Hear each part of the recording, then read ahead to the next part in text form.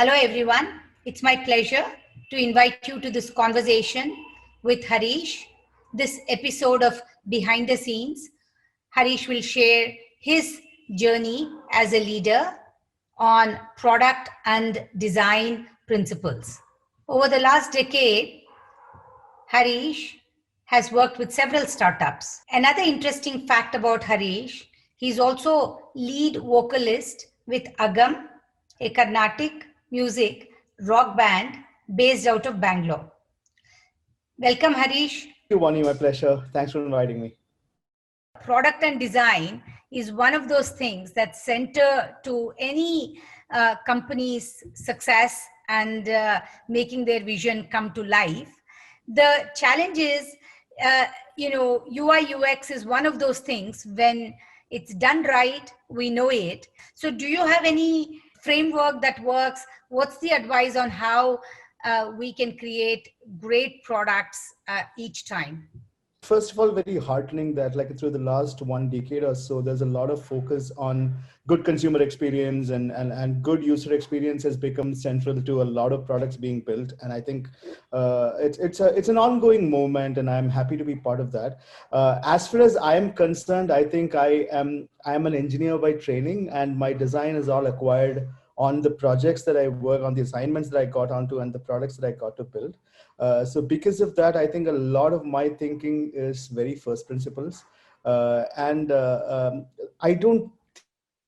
for that matter, any design person wouldn't claim to have any tricks up his back, because the customer behavior is constantly changing. Customer needs are constantly changing. What they are being exposed to is constantly changing. So one of the things that I try to do at my work is to keenly observe who my customer is and what is it that kind of keeps them going on a particular day. What is mundane, what is exciting, and what is delightful for them. I kind of bucketize my customers or my users' life like that. So there are certain things that he's got to do because he's got to do them. Some things makes him happy, and some things delight him beyond the mundane. So there are three different phases of things that we do in everyday life. A lot of tasks that I do, a lot of tools are available for me. Each one of them has a purpose and value, and it is important to understand that you apply the appropriate heuristic to solve for those problems. So if the only thing I believe, Vani, is to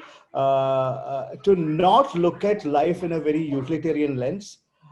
If everything was very utilitarian, then we lose the innate joy of actually doing things. So I try to build happiness. I try to build delight around everything that I create. And that is one of the guiding principles of my life as a designer. And also, to speak about it a little bit, I'm also a musician.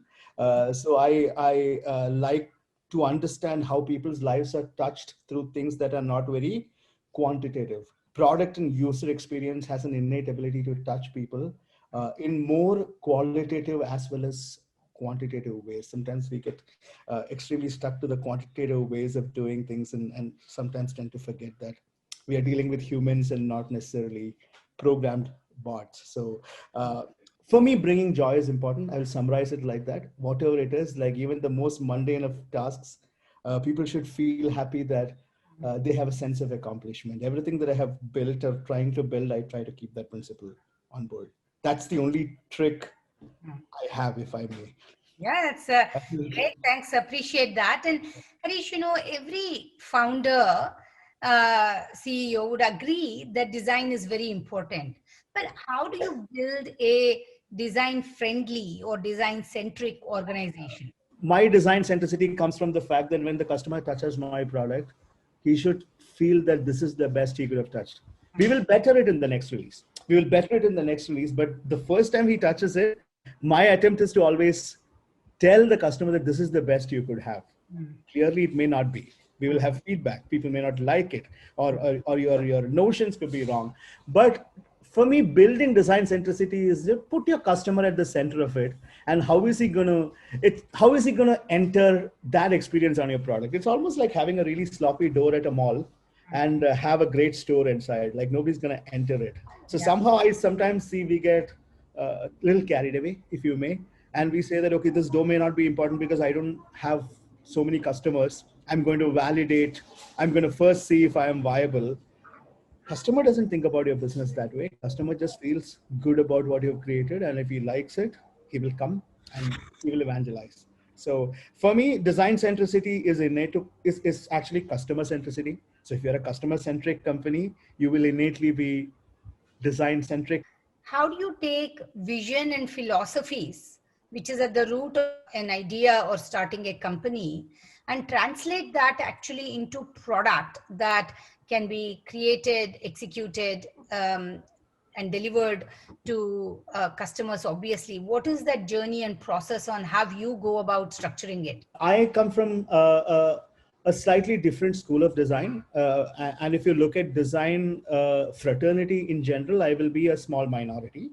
Uh, so there are two ways you can look at design. So the more majoritarian view to design is that design should solve problems. Like design should innately have purpose, and that purpose is to solve a problem. And the best way that the problem gets solved is the best way to design. This is a largely well accepted, pretty well researched and well acknowledged way of looking at design. But we should know that there's a small 1 to 2 to 3% of people who are slightly on the other end. I look at design as liberal art. For me, I come from the weird school of thought that design is actually art. A lot of people actually say design is not art. I come from the fact that if something has to last, it has to be art. Anything utilitarian is very easy to be replaced. For example, if you want to create just fungible systems by continuously learning, you can go that route.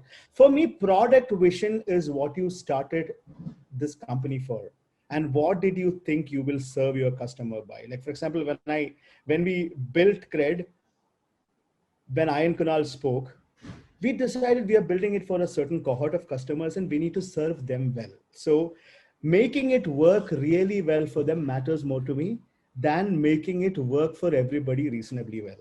Once you have that clarity in your head, it's easy to translate that to the design team. It's easy to translate to the product team. It's easy to translate to the front-end engineering team. So we said we will get credit card payments right. I'm giving you an example. We have to get that right, and getting only that right is more important than covering the vast base of a lot of other things that you have to do. I'm a little bit like you're asked to manufacture a car and I get budget only for one car.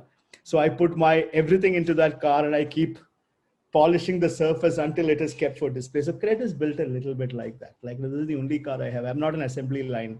I do not have 1,000 cars coming out on the same day from assembly line where I have to cut corners. So we don't cut corners with respect to design. And that's the product vision, was to create a great experience for a small set of people. In a small company, in a new startup, summarizing, understand what you're building and who you're building for, and stick to that notion. And probably if you wavered way too much and applied conventional wisdom, it becomes a little difficult because you can only better an existing offering then, because your wisdom is always going to base itself on things that already exist. So if you base your wisdom on things that already exist, you're always going to be on a betterment journey, and the betterment journey will always be sort of average, in my opinion. Like, we have to create something exemplary, which will be polarizing. Some people will like it, some people will hate it, but a lot of polarizing offerings have been created in the past in the history of humankind, and humans have grown into them rather than, and they have also grown out of them. So my philosophy is simple: understand who you are building for, and build it like this is the only thing you will build. What is your approach or philosophies to learning systems? We are all on a rapid and continuous learning to be relevant. Technology is changing very fast, design is changing very fast. I mean, things are just moving at a different speed today in the world. So what is your approach to stay abreast, stay ahead? How do you do it? My approach is very simple. I have two core principles that I've gotten trained in Adobe for most of my life. I was in that company for a decade or so, and I worked with some really incredible design brains, engineers in that company. So one thing that I really live by is that humans always outgrow what they know today tomorrow. Like, see, humans are a very rapidly evolving species, and they learn. And one way to keep this human race going forward is by keeping up to the rate which human aspiration is moving forward. Unfortunately, design is always for here and now and today. Somehow, every time I get design feedback, it's like, oh, let's build for familiarity. Let's build for what people are already used to. But humans, as such, we are not like that. The moment we get used to something, we move on. We actually move on to newer things. Humans, as a race, innately want to better themselves. And unless you give them higher entropy, unless you give them newer things to choose from, unless you push their envelope into doing things differently from what they are doing, human race wouldn't have moved forward like this. There has to be somebody who will push the envelope forward. It's like, I mean, Vani, you and I would relate to this. When iPhone shipped, everybody said nobody would use the software keyboard because BlackBerry has a QWERTY keyboard and BlackBerry would crush, because BlackBerry was solving for a here and now problem at that time, if I'm allowed, because everybody knows how to use a QWERTY keyboard. But humans are never happy with here and now. We all like to push forward. Look at us, like, I'm 40 and I have gadgets that I never thought I would get my hands on, and I am still looking at moving forward, buying. I want AR headsets. So that's how humans move forward. So for me, my understanding of systems comes from understanding of human greed and the human craving to actually push the envelope and move forward. Systems are only a tool to move the human race forward, and you have to run at that pace. It brings me to a very different point, which is, how does being a performer, is that in any way influence your professional life at all, or how does it influence your life? That's one. Second is, maybe you'll hum something for us. Thanks for asking this question. I don't get this question asked to me. Uh, I am an engineer by training and an engineer by skill. I still don't claim to be a designer to most of my designer friends because I have a certain respect for that craft, and I believe in craft a lot, Wani. I call people without craft air guitarists, and I get a lot of flack for that. For me, you are a designer only when you can design. You are a guitarist only when you can play guitar. You're a vocalist only when you can sing. You're a batsman only when you can bat. Everything else, you're a hobbyist. You are never equal to a person with craft. So for me, performance is a little bit like that. I have deep respect for craft, and B, I have no qualms accepting what I do not have. So I dislike being the design pretender who can only speak about design. Like, for me, self gratification and validation are so important to my career. Everything I do, an unrecognized work, despite paying me 4x the salary, I would leave. I would compromise on so many things just for validation, and I think that's my personality. So, to answering your question, the performer in me has rubbed off my professional career, where I deeply seek validation.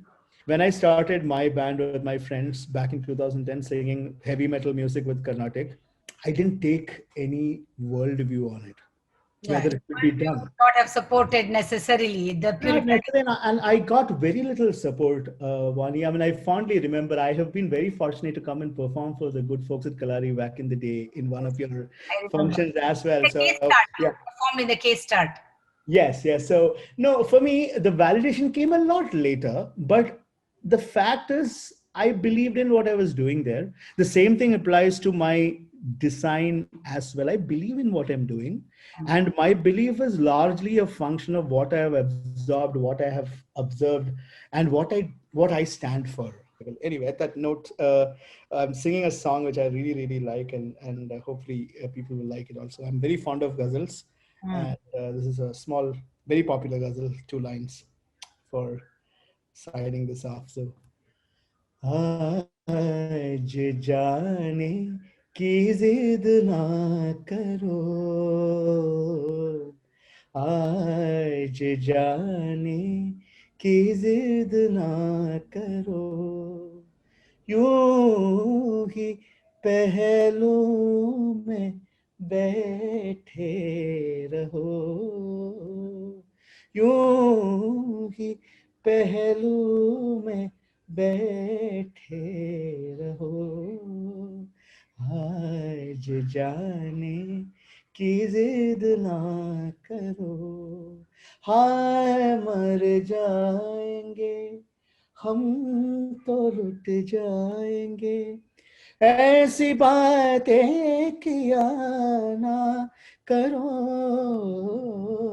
आज जाने की जिद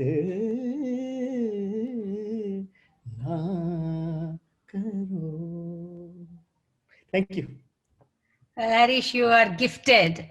And Thank I'm you. so Thank you. glad we had this lovely, lovely session together. Of course, I'd love to have an entire evening of you Would saying love to. absorbed, and that Mayfield would be wonderful. Thanks so much for ending it on such a beautiful, touching note. Thank you, Vani. I think it was great, lovely chatting with you. Always been a fan of your work, and thanks for what you're doing for the ecosystem.